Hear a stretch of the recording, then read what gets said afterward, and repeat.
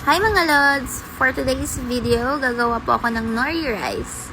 As you can see, yan po yung mga ingredients. Kanin, yung nori rice, yung mayonnaise na tag 60 at saka yung tuna. Guys, yung tuna po tag 40 peso lang po yan. Tingnan nyo po. Tingnan nyo po. O, sulit diba sa mga tulad kong mahihirap. So, lagay po natin yan. Mix. Mix. Yung mayonnaise po. Na 60 peso. Ay, binalik-balik. At saka yung paminta na tag 5. See? Sulit na sulit yan mga lods. Sorry guys kung nag-earthquaking screen kasi kinuha ko po yung asin kasi yun po yung pang cellphone holder ko. So ayan. Mekus. Sponsored by tuna na tag 40. Yan. Mekus.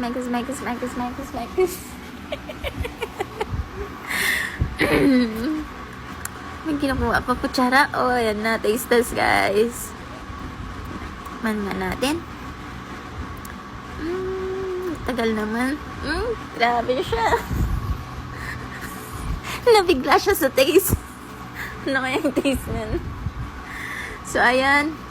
Hindi ko alam yung ginawa ko dyan, guys. Balik kinuha ko yung mayonnaise at saka yung dilata. Tapos, binalik ko naman ulit sa lugar. So, ayan na po yung plating. Yan na po yung seaweed na galing po sa Southeast and North Korea. Open na natin po yung isang pack. Go. So, ayan po yung inside ng pack ng seaweed na yun. So, try po natin lagyan ng laman. So, yan na po. At sorry po kung wala po kong gloves. Wala po talagang proper hygiene dito sa bahay namin. Basta-basta na lang po kami kumakain kahit wala po kami gloves. Ganito na po talaga siguro kami. Meron kasi mga maaarte po sa video. Dapat po naka-black gloves. So, kami po wala po kaming gloves.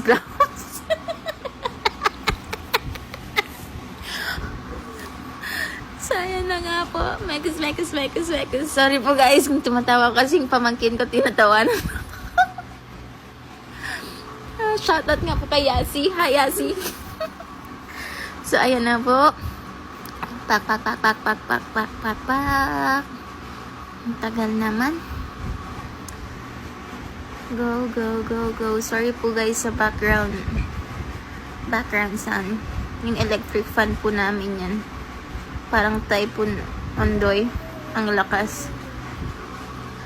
So, pak. Yan. Pang dalawang plastic ko na po siguro yan siya. I mean, yung dalawang pakete. Yan na po yung last pack. Yun na pala yung pangatlong pack. Sorry guys. So, yan na po yung finished product. So, magpapatikim na po ako sa mga pamangkin ko. But first, ako muna po yung titikim guys. Ako dapat muna yung titikim. So, yan na. Devour it. Sarap na sarap yan. Masarap talaga siya guys. Lalo na pag nag-stick na talaga yung wrap sa rice. Masarap po siya. So first pamangkin ko po, palayaw niya po Imbik. Siya po si Imbik guys. Sabi niya masarap. Masarap na talaga. So, see? 1 point for my pamangkin. Go Imbik. Second my pamangkin is Bim. Oh, nahulog po yung kanin. So, yes, 2 points for Bim. Again, 3 for mom. Mama ko po. See? Napapikit po yung mama ko sa sarap. Thanks, mom. Next is my pamangkin. It's Angeli.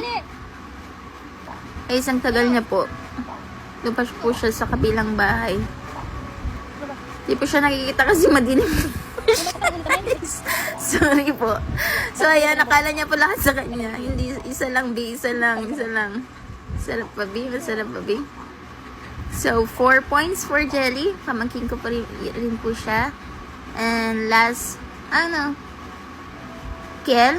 Hindi pa pala siya last. Pamangkin ko rin po siya. Kasi tingnan niya pa po yung nori. Parang gusto niya pa po kumain. Pero sarap na sarap din siya. So, 5 points for Kel. And may pamangkin na pinakamaganda si Yasi. Oops, nahulog pa sa yung kanin. Plus points for Yasi. And last but not the least, my father dear. So, that's my daddy. Let's see what dad say.